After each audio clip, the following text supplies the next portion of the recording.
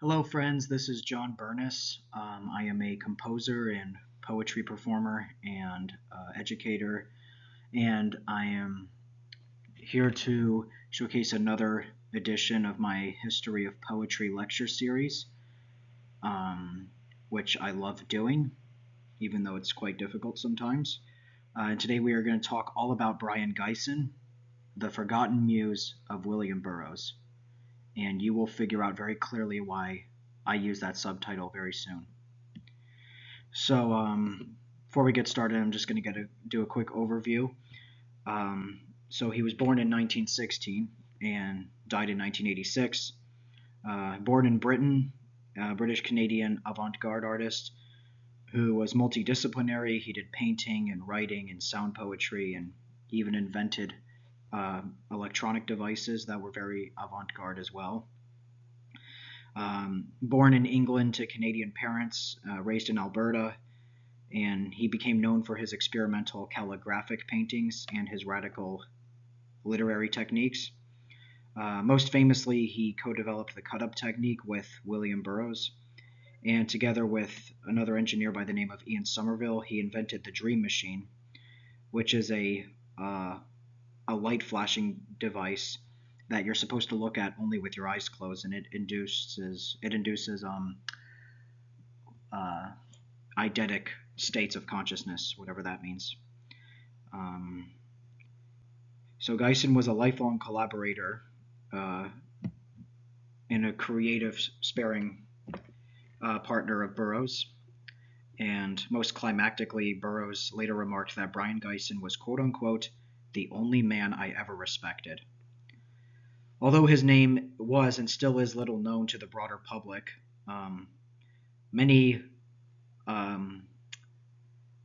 veteran critics in experimental poetry recognize Gysin as a key influence on postmodern literature and many of the surreal experimental art movements.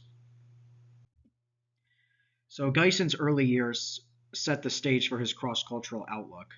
He was born John Clifford Brion Gysin in Taplow, England, on January 19, 1916, to a Canadian mother. He grew up in Edmonton, Alberta, and at age 18 he returned to England, attending Downside School, and soon moved to Paris in 1934 to study at the Sorbonne, a pretty legendary art school. And while in Paris, he joined André Breton's Surrealist circle, socializing with artists like Max Ernst, Leonore Fini, Picasso, and Salvador Dali. And in 1935, Gysin exhibited at the Galerie Quatre Chemins alongside Duchamp and Magritte. But on the day of the preview, Breton abruptly expelled him from the group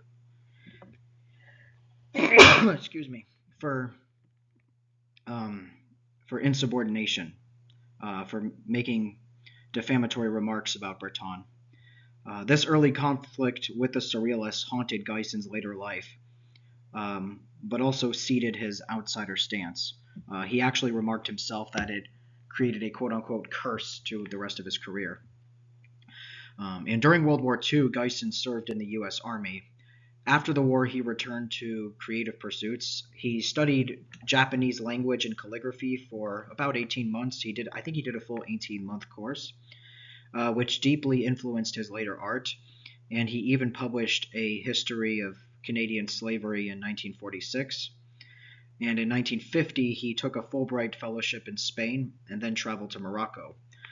By the early 1950s, Gysin had settled in Tangier, where, together with his friend Mohammed Hamri, he opened a cultural cafe and performance venue called the 1001 Nights.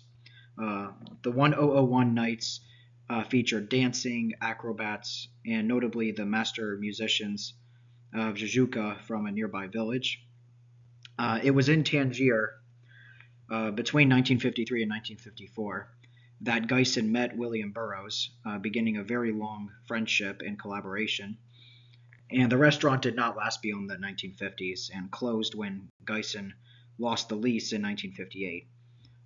But it is still revered by those who endured it to this day. So while in Paris and Tangier and beyond, Gysin pursued a wide range of visual and literary experiments. He produced a series of calligraphic paintings that were dense and abstract, of swirling black ink strokes inspired by Japanese grass script or sosho and Arabic calligraphy. And these scroll-like paintings look like languages from an alien world, and they reflect Gysin's deep interest in non-Western scripts. Concurrently, Gysin invented new poetic forms. He created permutation poems by taking a simple phrase and repeating it in many different word orders. Now, if you look at my original works, you see that I do this all the time. It's something that I've kind of dug up from obscure poetic history to further my career. And the most simple example I can do is I don't dig work, man. Man, work I don't dig. Except his would go on for several hundred variations. He even employed early computers. Ian Somerville wrote a random sequence program that Gysin used to generate permutations and cut-ups. Gysin's work extended into sound and performance. In 1960, he was commissioned by the BBC to produce experimental audio. One of the results was titled Pistol Poem, in which he recorded gunshots at various distances and spliced the sounds into a rhythmic audio collage. He also performed sound poetry on radio, creating concrete poems and cassette experiments. All these projects shared a focus on repetition, media, technology, and altered states of consciousness. Gysin was always looking for new ways to fuse art, words, and machines. So the cut-up technique. One of Gysin's most famous contributions is the cut-up technique of writing. This originated in late 1958 at the Beat Hotel in Paris. Working on an art piece in room 15, Gysin was cutting mountboard with a razor over a pile of newspapers. He sliced through the pile and noticed strange juxtapositions of the underlying text. So intrigued by this, he began deliberately cutting up newspaper articles into segments and randomly rearranging them to form new text. The results, the first cut-ups, was published in Minutes to Go Press in Paris in 1960. A pamphlet co-authored with Burroughs and another poet, Sinclair Baylis. In Minutes to Go, unedited assemblages of cut-up prose appeared and showed uncanny coherence. Gysin described the method as a discovery of the Dadaist legacy. He later mused how Tristan Tzara and the Surrealists anticipated such random collages. So Gysin immediately taught the cut-up method to Burroughs when Burroughs returned to Paris in September 1959. Burroughs applied it to finish Naked Lunch, his premiere novel, and their collaboration transformed the landscape of post-war literature. The two friends went on to apply cut-ups not only to text, but to audio recordings and even film scripts. In 1977, they released The Third Mind, which is a book of their experiments and essays on cut-ups. Critics now credit Gysin more than Burroughs with inventing the method, yet acknowledge that both propagated it. Its influence rippled outward. David Bowie famously used Gysin's cut-up approach to write lyrics, and many see Gysin's technique as a precursor to punk and cyberculture. As a 2010 New York Magazine article put it, Gysin was the artist's artist, among the beats and a key figure in the development of postmodern literature. Kinetic art, spoken word poetry, and even experimental punk and rock music. The Dreamachine. Another of Gysin's landmark inventions was the Dreamachine, created with Ian Somerville. This was a stroboscopic light device. It was a cylinder with cutout shapes, was placed on a rotating turntable over a light bulb. As the cylinder spun at around 45 or 78 rates per minute, flickering beams of light passed through the holes. Viewers can close their eyes and see changing mandala-like patterns on their closed eyelids. The flicker rate was around 8 to 13 flashes per second, and it matched the alpha wave frequency of a relaxed sort of meditative brain.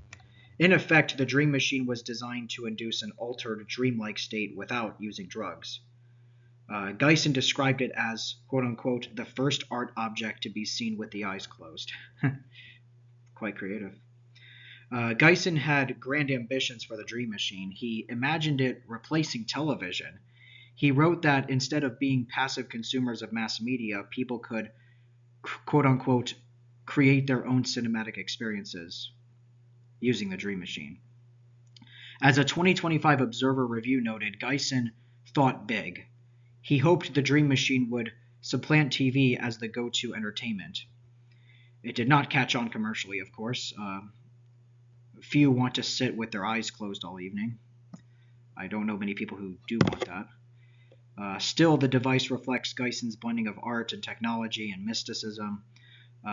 He saw it as a drugless turn-on, as he puts it, with the power to awaken the mind.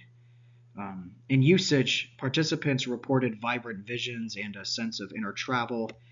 Today, the Dream Machine is often cited as a precursor to immersive art installations and mind-machine technology, and it has seen revived interests, including at a 2018 Barcelona exhibit and a 2022 UK project. So, his collaboration with William Burroughs. Gysin's relationship with novelist William Burroughs was uniquely productive. They first met in Tangier in the early 1950s and immediately bonded over shared interests. Over the next decades, they lived and worked side by side in Paris, London, and New York. Crucially, when Burroughs arrived at the Beat Hotel in Paris, I would say around 1958, he found Gysin already experimenting with writing techniques. Gysin's discovery of cut-ups in early 1959 was something he shared with Burroughs upon his return to Paris. Burroughs then famously used cut-ups throughout Naked Lunch and other of his later novels. Gysin helped edit Burroughs' unfinished Inner Zone manuscripts and even wrote a film script that has since gone unproduced for his novel Naked Lunch.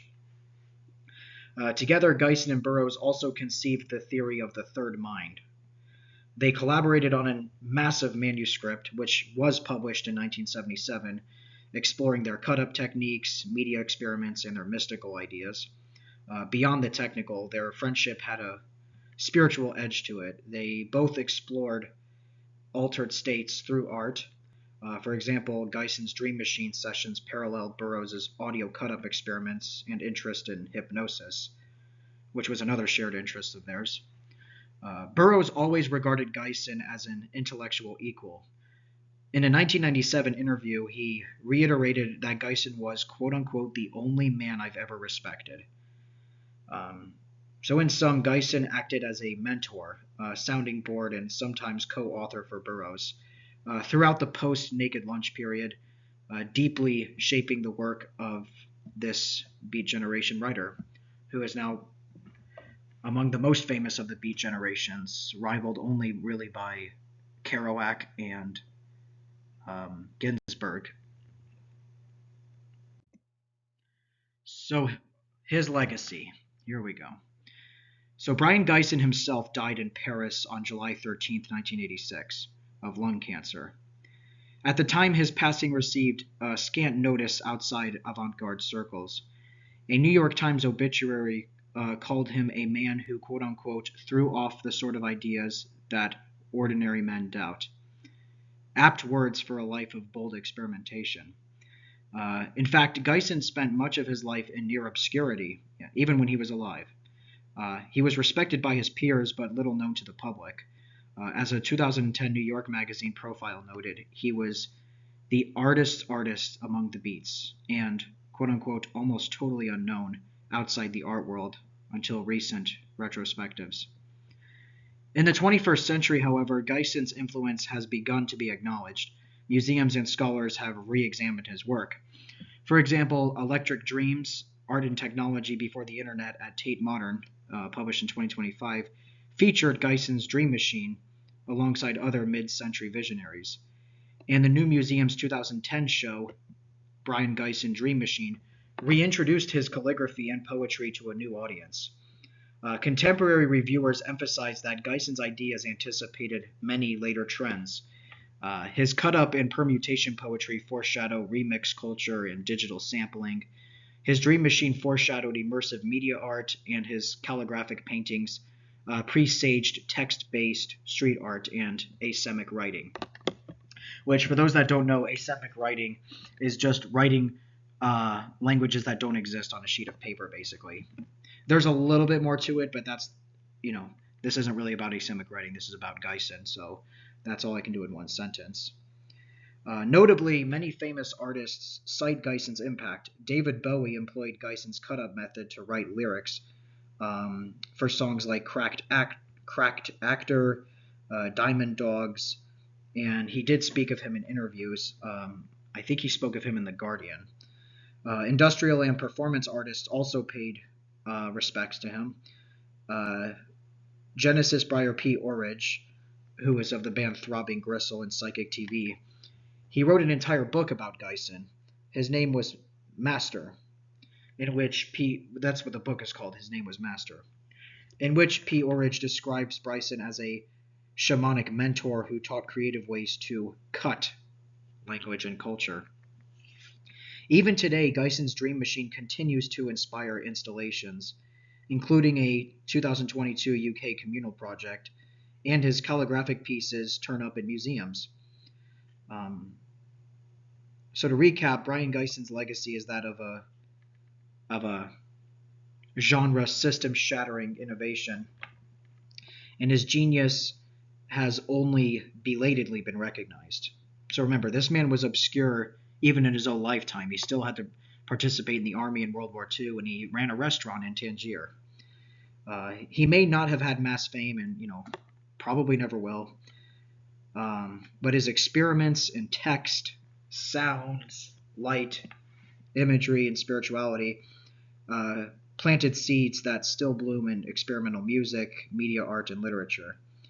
As one critic put it, Gysin finally deserves acknowledgement as a quote-unquote key figure in the development of postmodern literature, kinetic art, street art, spoken word poetry, and experimental punk, rock, and pop. End quote. In that sense, Gysin truly was a muse to Burroughs and to an entire avant-garde lineage of artists that followed. And these are all my sources that I used.